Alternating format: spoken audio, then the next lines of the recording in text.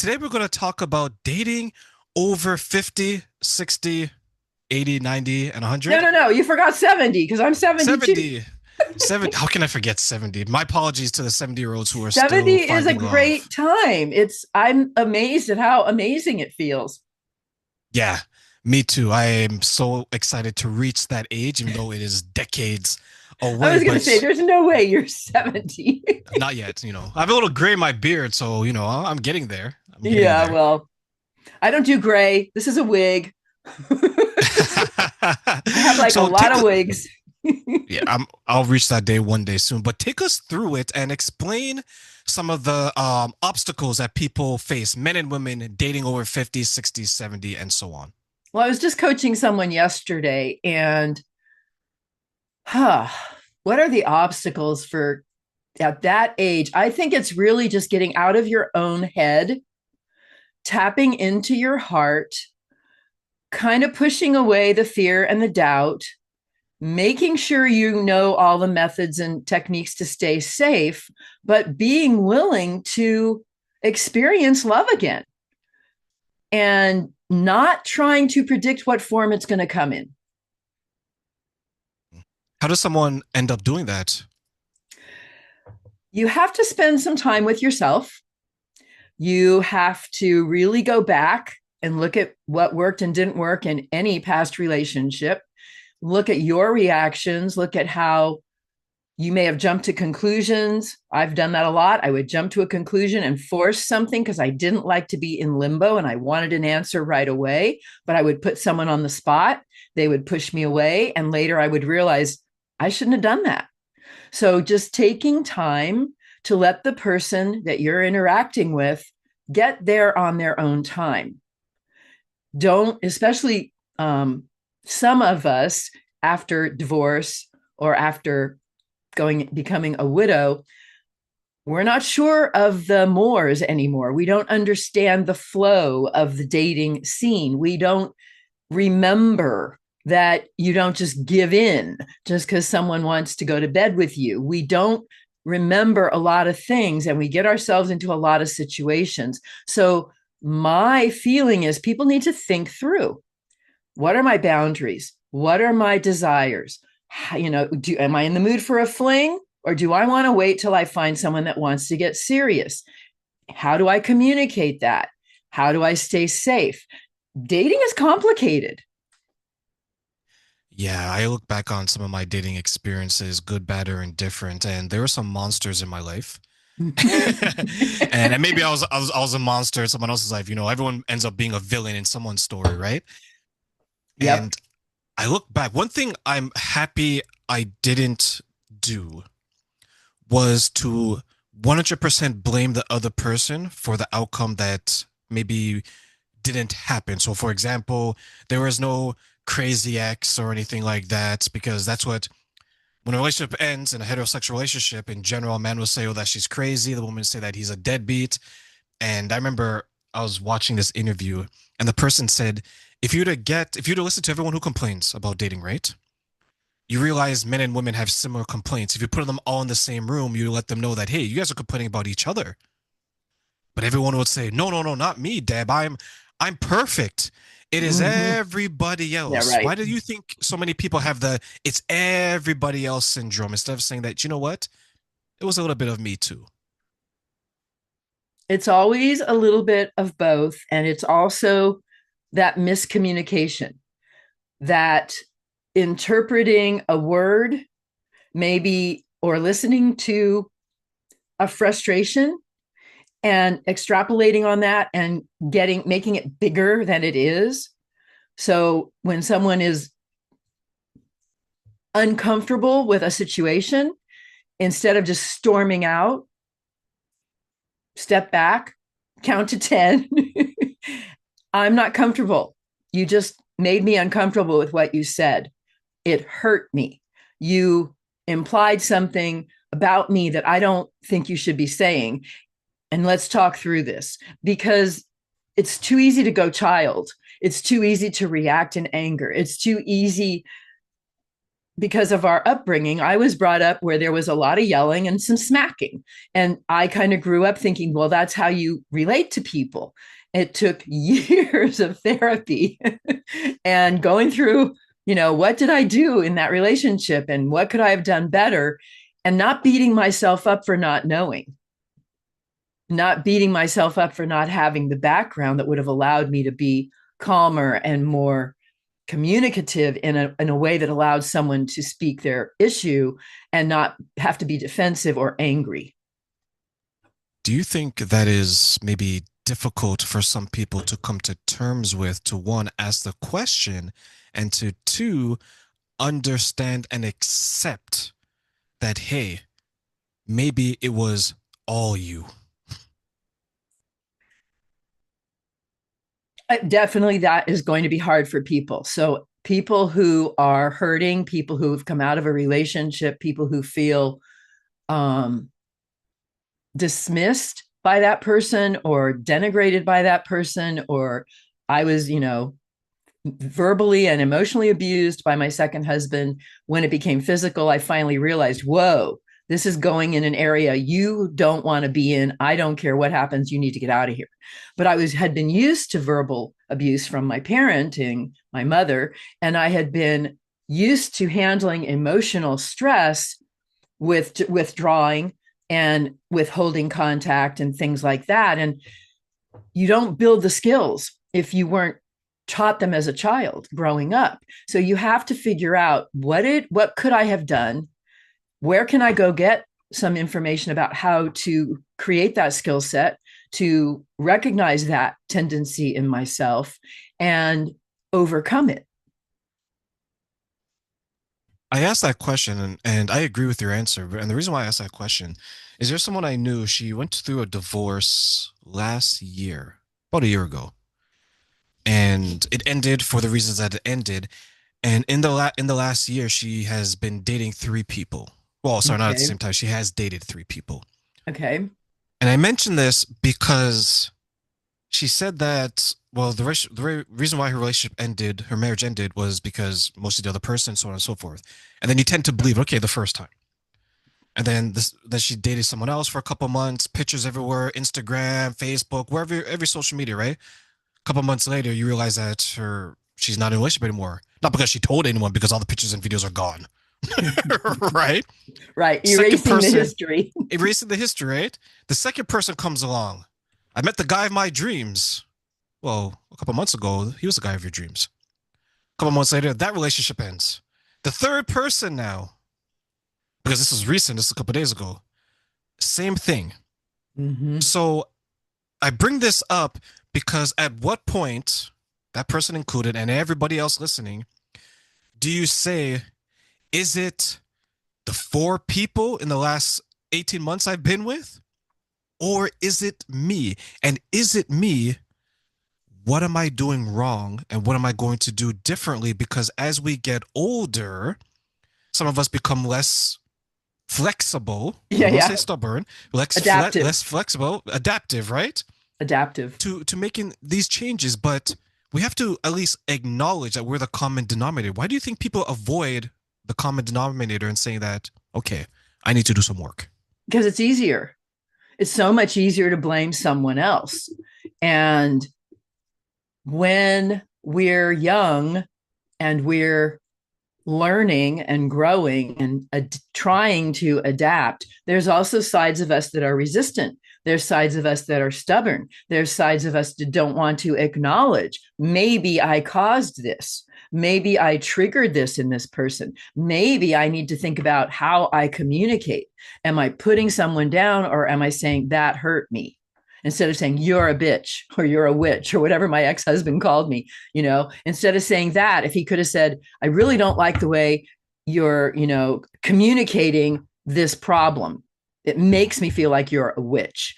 He couldn't do that. And so when you label people, you label them in your mind so you don't have to change, so you don't have to acknowledge. So the first thing we have to do is get rid of the labeling and name the feeling and acknowledge the hurt and not be afraid to be vulnerable and not always have to fight. Because I grew up you fight. You just fight back. But I learned that doesn't help in relationships. Yeah, there's some people that I work with. They're that way. They fight, right, and then they fight, and then afterwards they realize, why is this person so mad? Like, well, you just Yeah. brought a war to their doorstep, right? It reminds me, there's this book where it's turf, timing, and tone.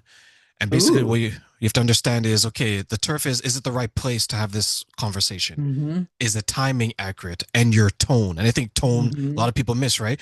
You can't be that person that I'm going to bring some of my former friends' situations into this now, where it's like, oh, you're going out. Well, I don't want you to go out. Instead of communicating the reasons why, is just no, right? So a man and a woman, because I heard this story from both sides. What they would do is that they would say, okay, he's out, she's out. They would get the chair in the living room, the one seater, right? Because two Yeah. seater is always the love seat, right? So they get the one seater, put it in front of the door, cross their arms and wait. No lie, right? And Oh, eventually get God. tired, right? But every one of those chairs has that like that cushion, so they just prop it up here and they're like half asleep in front of the door, right? So now when the person walks through the door, man, woman, or whomever, the turf isn't right. The No, timing definitely is no, right. And what kind of tone are you gonna have not good. to not good, right? So Nothing that's I, going to resolve the issue at that moment. nothing, Mm-mm. right? So instead of taking a step back and say that, you know what, I may be displeased with this or may bother us, do it the next day, or if it's early enough, do it earlier in the day. Do you think then some people struggle with communication of what's going on instead of, well, let me rephrase that. Do you think people struggle with the way they're communicating their issues? Because some people communicate it with fighting, Yes. and some people will communicate it with words, and some people communicate the silent treatment. Do you think people struggle to identify which one is most appropriate and why? Well, absolutely. And partly it's because you have to lay, like you said, the timing. One of the things I was taught by a really good relationship coach was if something is bothering you, you do not bring it up in the heat of the argument. You wait, you approach the person when there's calm. You say, I have something I need to discuss with you. I need 10 quality minutes and I need us to discuss this because it's really bothering me. What would be a good time for you? You do not, especially women approaching men, because men need preparation. Women can launch into something and just blurt it all out, but the guy needs to process. And I didn't learn that for a very long time. And it's not, there are maybe some guys who can handle the wham bam, thank you, ma'am. But women tend to be in your face really quick. We blow it. And then we kind of think, oh, I solved it. I let it all out. Now he knows who I am, what I want. I'm just going to go away. Well, meantime, the percolator's been turned on and he's getting hotter and hotter and hotter. And the next time you come at him with something innocent, he's going to blow up because you didn't set the stage correctly and you didn't give him time to assimilate. And also, when you set that agreement, you have to say, don't worry. This is not something that's going to blow up in our face. It's just something that needs to be addressed. So you can calm them down before you have a substantive discussion. And that's really hard to learn when you're in the thick of a relationship and when you're evolving together and taking that time to step back to just think about, okay, why did it bother me so much when he said that? How am I going to tell him it bothers me instead of going, you don't call me that, which is my old way of being. And it's taken a long time. Luckily, my current boyfriend doesn't call names. He never calls names. He was called names by a girlfriend after he began that relationship after his wife passed. And his wife called him names, and but he just kind of let it go. They were together 44 years. You just get used to those parts of people. But as we're working our way through dating in our 70s, because we met at 70, it's really important because we don't have time to go back out there and find a new person. We've made that pact. So we make sure we communicate very carefully. So if we can think about it and we don't have to wait till we're 70 to figure this out, if I could have figured this out back in my late 40s, early 50s, I might still have my first marriage. That would have been beautiful.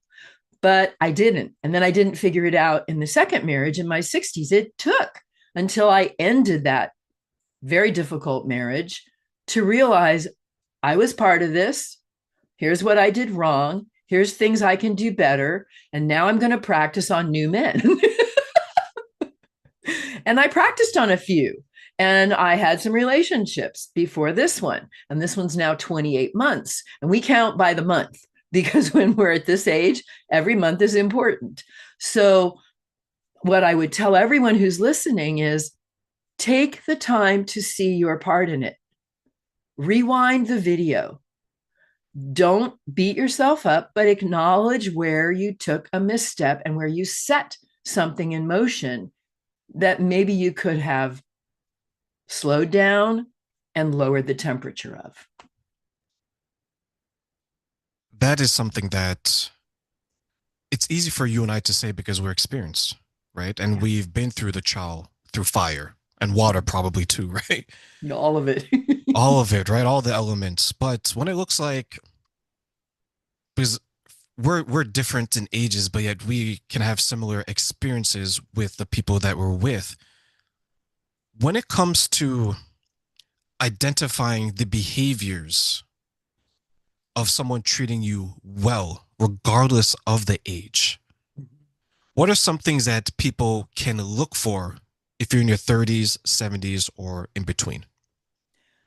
I would say the biggest thing to look for is that you make eye contact, that you are smiling at each other, that you don't rush the other person and the other person doesn't rush you. They don't talk over you.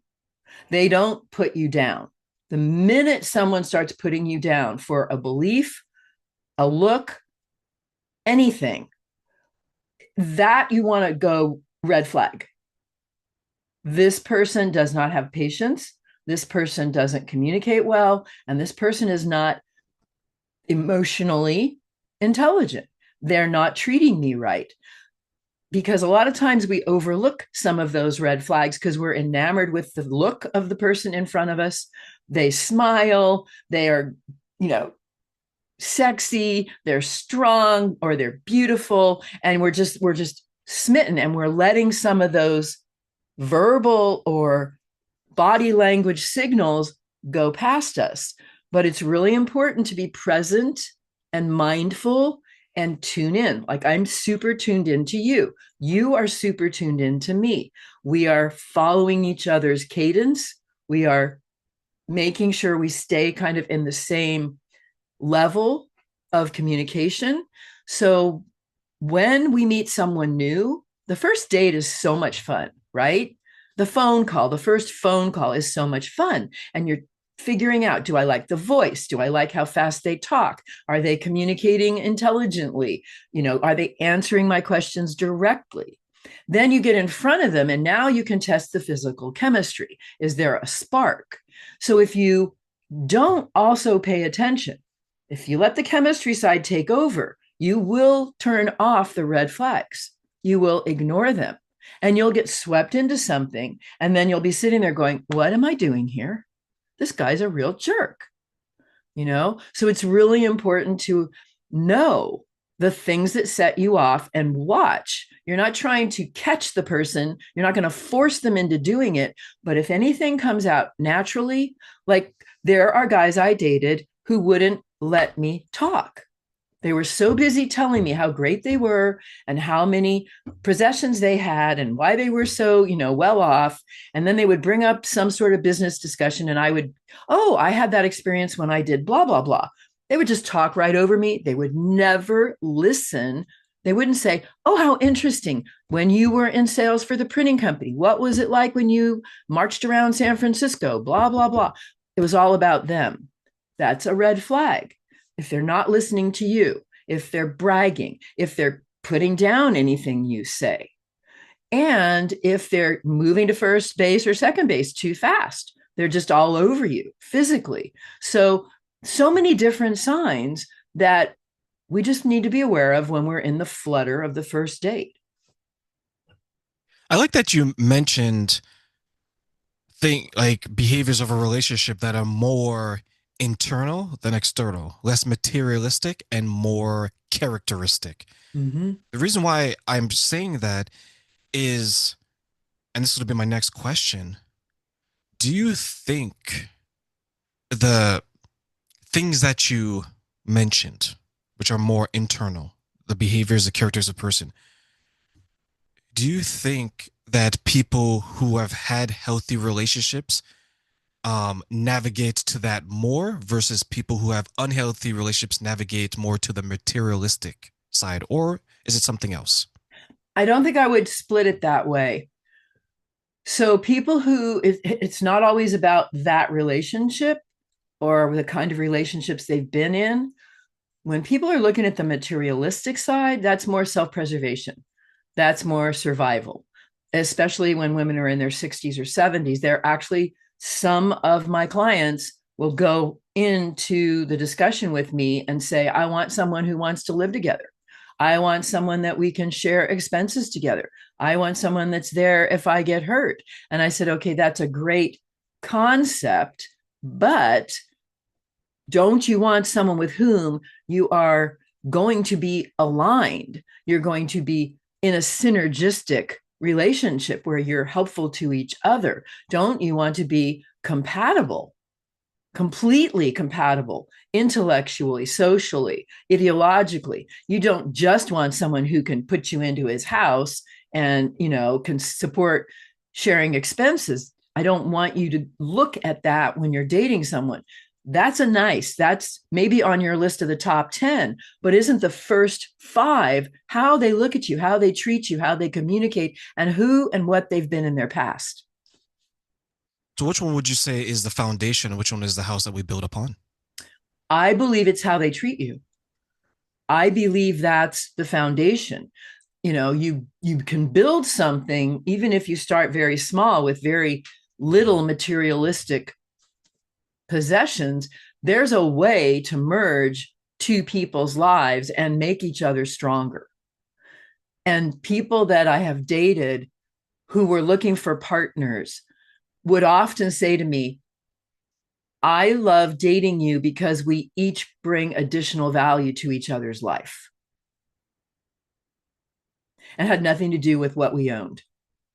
It had to do with caring whether they slept well that night, caring whether they got their work done, whether their project was completed, and they were happy with it, whether their family was treating them right, whether they physically felt okay. Remember, we're in our older years now. But if you're dating in your 50s, people are still working. So then it's all about supporting what they're dealing with in their job and making sure they have a place to turn to. And I saw a really good meme, and it was about how a woman's heart should be a safe home for the man. Same thing for a man. A man's heart should be a safe thing, a safe home for the woman. So it's heart first. It's heart and soul connection. Because there's way too many people out there that just are trying, the sugar daddy, sugar mama, whatever. That's not a relationship. Yeah, I think some people get lost in the material stuff, Mm-hmm. and then they see it and they're like, oh my God, it's like stardust in their eyes, right? They think Mm-hmm. it's love, but it's not stardust, it's actually just snow. And they wipe it away. They're like, oh my God, this person is, they don't, we don't share Awful. anything in common, right? Yeah, like they're an awful I person. can't talk to them. They don't want to talk to me. Our life consists of, just going to say it, fuck, eat, fight. Yeah, yeah, like, it's the That three was my F's, second right? marriage. And when the Yeah. first F went, it was just eat and fight. And we're laughing, we're making light, but like, you mentioned memes, and you've probably seen online where there's people who are in their 20s and 30s, and you made a good point about safety and things like that and security. They would have you believe that they need this person's like the joke, right? The three sixes for the men. Like he has to be 6 feet, 6 inches, and six figures, Yeah. right? And then the woman, she has to be somewhere between the age of 20 and 25, so narrow. and a virgin Eight or and one above, partner, eight and eight and above above, on a scale right? of 1 to 10, Yeah, a virgin or one partner. a Good luck with certain that. weight, a 125 certain height, pounds. maybe a certain color hair. Yeah, so these people are trying to manufacture men and women to date, and Mm-hmm. they don't realize that they're imprisoning themselves with their own preferences. And I bring that up to you, Deb, because I agree that we all want to be safe in the person's heart, and of course in their arms and in the home if we live together. But at what point do we say to ourselves, I'm my worst enemy, my preferences are keeping me alone? Well, you say that when you figure that out, right? So the woman I was coaching yesterday, she came out of a relationship with a narcissist, but he had all the qualities she was looking for, except he was a narcissist and he put her down all the time. And she kept saying, I don't want to pick another one. I go, well, it's real easy. Don't go just for the physical. Listen to how they're communicating, and make sure they're hitting your top five that have nothing to do with height, weight, looks, or finances. And so we came up with her top five: loving, supportive, concerned, good listener, and I forget her fifth, but just figure those out before you have this stack of the physical and the material manifestation, which I wanted someone who had a great home that he maintained well, period. And a great home can be teeny tiny, because I've lived in huge places and little places, but he maintained it well, because I've dated people who did not do that, and I knew I couldn't even spend the night in their home, so there was no way I was going to have a relationship with them ever. And they were trying to crawl all over me on the second date, and I'm like, whoa, dude, I'm looking for compatibility here. I'm seeking compatibility, 100% compatibility, before I give myself to someone and become vulnerable like that again.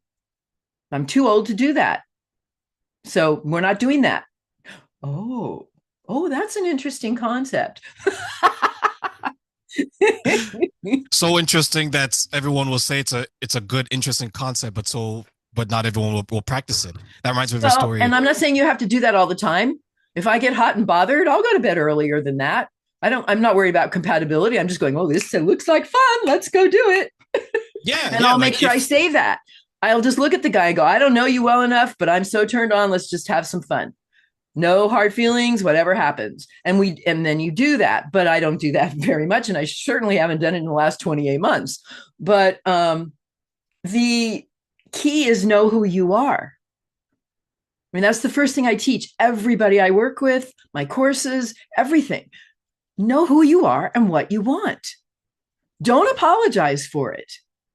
Know that's what you want. Know that's what's going to keep you safe. Know that's how you're going to protect your heart. And then go forth and find people to be part of that. Do you find that people spend time lying to themselves more than lying to others? That's a really good question. Wow, I've coached hundreds of people. I've held tons of camps and course days. So let me just try and think. In the beginning, yes. If you haven't gone and talked to a coach, if you haven't seen a therapist, if you haven't journaled, for 3 months, if you haven't taken the time, yes, you will lie to yourself. You will tell yourself it was all somebody else. You will tell yourself you're great. You will tell yourself you don't have any issues. And then one day you'll be like, oh, you know what? I actually did some of those things. Maybe I should rethink this. So, yeah, we lie to ourselves in the beginning. Absolutely. Yeah, Now, lying that to other people, those are like the scammers and the catfishers and the ones that are the players. And they're lying to other people because they have an end goal in sight, which, they'll tell you you're beautiful on, the first or second text. They'll tell you you're everything they're looking for, blah, blah, blah, blah, blah, and then you date them and then they're like hands, octopus man. And you're like, whoa, dude, no. And those guys are interesting because some of them really try to push, and the other guys go, oh, she's not going to do that. I have to be a gentleman. Okay, let's play gentleman, and then it's how long can they maintain gentleman level. And so it's just fun. That's where I think dating is really fun. If you're aware of what games can be played, if you're aware of who you are and what you want, dating is fun because you call people on their stuff, you do it in a nice way. This isn't going to work for me. We're not a match. Thanks for the time. I appreciate the lunch or whatever. I don't see this as a match. And then if they want to know why, I will tell them. Sometimes I just have to look at them and go, I'm sorry, there's no spark. I'm looking for sparks. You're a great guy. There's not a spark between us. What Tell happens the to the truth. people, men and women, who understand that there is a degree of the game to play, but they continue to not see things for what they are, and they continue to get hurt time after time. And now, as they get older, they're trying to realize, hey, did love pass me by? Am I ever going to be able to find it? So we're going to get hurt. I get hurt when a guy ghosts me after a 90-day love affair. I get hurt when um, I have to break up with someone who doesn't want to break up. So I get hurt in the process of having to hurt them. The main thing is to acknowledge that we are going to make mistakes. We're going to draw the wrong conclusions. We're going to maybe make the wrong move and just learn from it. That's where keeping track of what we're doing, keeping a little journal, reading them over. It can be painful, but it was helpful. I reread journals from 3 years of dating from 68 to 70. And I was like, oh, wow, look what I did there. This is a pattern, and maybe I should quit doing that. Maybe I should try this instead, or talk to a coach or talk to a therapist who can help you spot the patterns. There's also blocks. People have blocks where if they've been hurt too many times, now they're like, I'll never find love again. I'm just going to sit here and be alone. I don't want to deal with this. And I understand that. And if that's truly how you want to be, then fill your life with things besides a lover and a partner. Fill it with activities, do volunteer work, bring in a foster child. I had foster children, do anything that keeps you human and loving and whole without a partner. So, because living alone is very hard, it's hard on the psyche, it's unhealthy ultimately. And I can live alone because my boyfriend is 10 miles away and we're constantly back and forth. And we talk 3 to 5 times a day. He's going to show up while we're doing this and he's going to spray these little freaking moth caterpillars that are all over my grapes. We just saw a whole batch of them this morning. He's going to walk through my gate and take care of that. And then we're going to go on a bike ride. And, those are the kinds of relationships you want because you want someone that cares about you enough to give up his Sunday afternoon to come and spray for these little moth caterpillars. And I don't believe you should ever give up if what you want is love in your life. That's my motto. You're never too old and it's not too late to find love. It's just not. But you have to get out of your own way. And you have to understand the fears. You have to understand potential issues that will arise.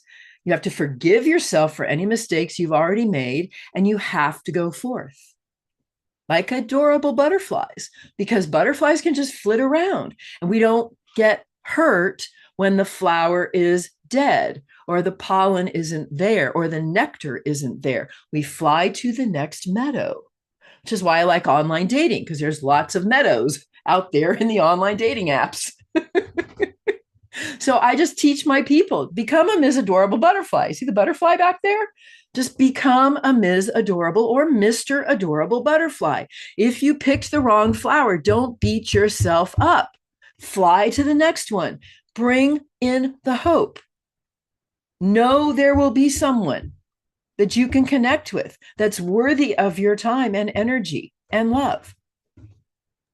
What do you think then? You mentioned hurt.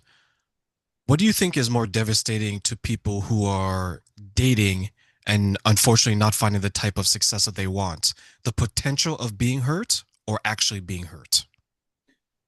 Well, if they're not finding success, you mean they're dating a bit and then it fizzles out, or someone is not the right match and they're maybe mean about it.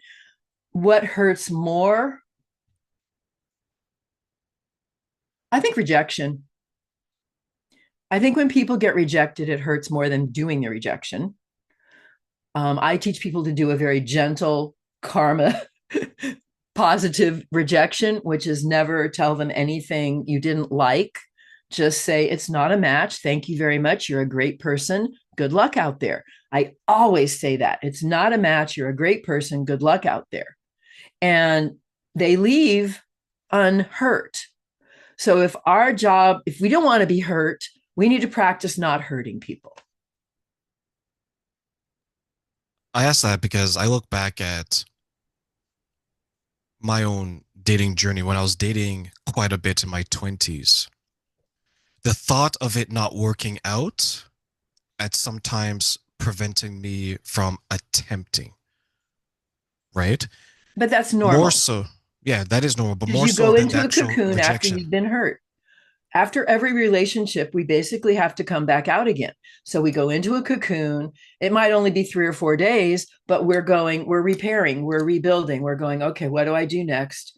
Where do I do this? And how do I do it right? And then we come back out. Sometimes that cocoon can take months. For people that have lost a spouse of 40 years, it can take years. We can't rush it. If your friends are saying, get back out there and you're not ready, and you know in your gut you're not ready, don't do it. Fill your time with something else.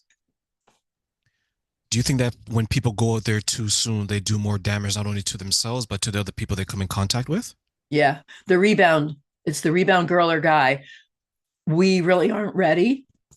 The guy I'm dating now, he lost his wife, had met someone while he was working in his farmer's market stall, and decided to date her. And she set her cap for him. And she was the gold digger looking for the sugar daddy.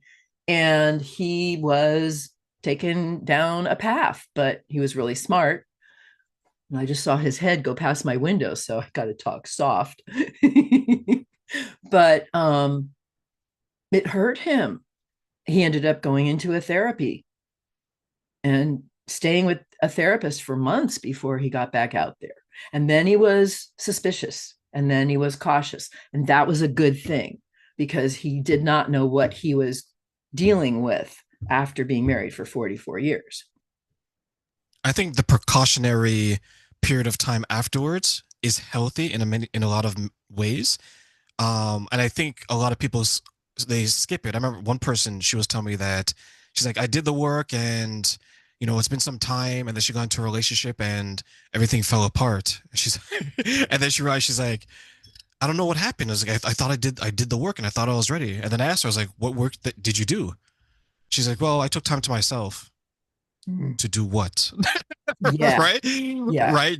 Just not dating is a lot of times not enough. Like, why do you think some people think just time and sitting idle is sufficient instead of getting a therapist, getting a coach, or actually identifying what isn't working and what needs to be changed?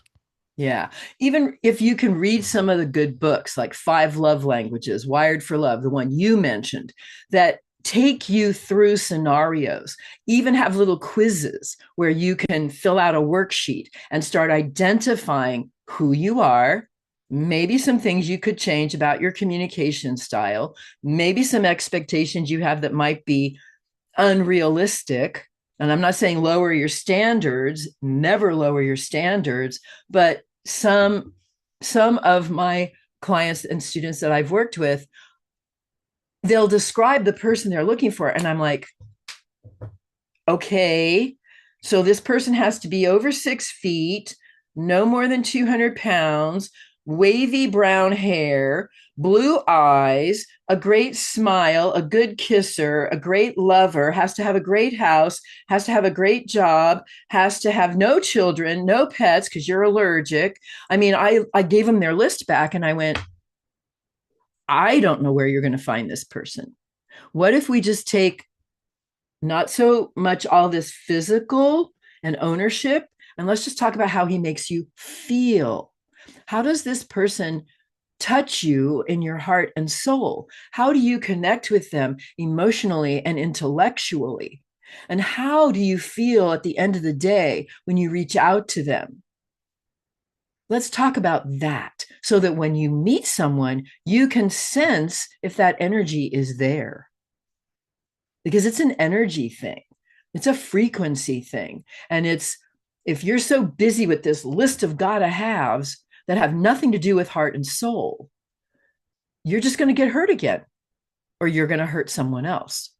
So, yes, you're correct. Just sitting there going, well, I'm not going to date for 6 months. I did that in college. I had my heart broken. The guy ghosted me after a year and a half. And I thought, I'm just going celibate for 6 months because obviously, when I go to bed with a guy, I don't have a straight head. So at 19, I went celibate for 6 months. It was phenomenal because I just lived. And then I met someone, and he was exactly the opposite of anything I would have dated. And I ended up marrying him a year and a half later. And we were married 30 years. And so, yeah, you have to take yourself apart and put yourself back together. You have to peel the onion. You have to get to your core. You can't just shut down, put up a wall, and stay away from the world and think that will rebuild you, because that will not. Why do you think so many people focus more so on the external features of someone and not the internal characteristics of that person? It depends on their goals. I dated a guy that just wanted arm candy. I was at arm candy for a year. It was fun. I got to dress up and be a queen and go to yacht clubs and be wined and dined and taken places, and it was awesome. And that's what he wanted. He didn't want to connect emotionally. He wanted arm candy and a laughing, happy person. So finally, there was a point at which ideological and political things came up, and it was clear. Boom. 2 weeks later, after a year of being together, we were done. But when I played the game of being the little arm candy girl, he got what he wanted. I got what I wanted for that time period. I look back at some of the relationships that get posted online to your example, and I'm like, okay, now it makes more sense when you see people who are posting these pictures and saying that he took me here, she took me there. They're playing the game. And then you see there's one person like a year later, she's like warning women, don't do this. All this I was showing, don't be this person because it drains you. It's very hollow, it's very empty. And then, unfortunately for her, like anything you post online, when you go into the comments section, people are like, well, this person gave you money. It's that, then people are attacking it. And some people are sympathetic, some people attacking it. Do you think that at some point you realize, like you in your example, you gave an example I gave, you want more. So you end up searching for more, but you still have to kind of shed this persona that you built up that was living that life? Yeah, that's, when I realized that's what I had let myself become, I went, okay, so I know how to fix this. I just am not going to look for gentlemen who are looking for arm candy. I'm going to look for gentlemen who are looking for a real relationship, a real connection, a real partnership. Doesn't have to mean marriage, but it has to be a committed, exclusive, bonded relationship. And then you look for the right people, because there are people that want that. And I make it Deb, sound really simple, but it does take a lot of work to prepare for that, because then you have to be doing the whole dating thing, going, not just is this, the right flower for me, but is this going to sustain me long term? That's different than just bouncing from flower to flower. so let me ask you, Deb, as we close, I'm going to give you three wishes, Aladdin's genie lamp. Okay. What are three things you wish people knew about the type of person that they want and why? That's a tough one. What they know about the type of person they want and why. I want them to know what's in the heart. what's in the mind and what's in the soul.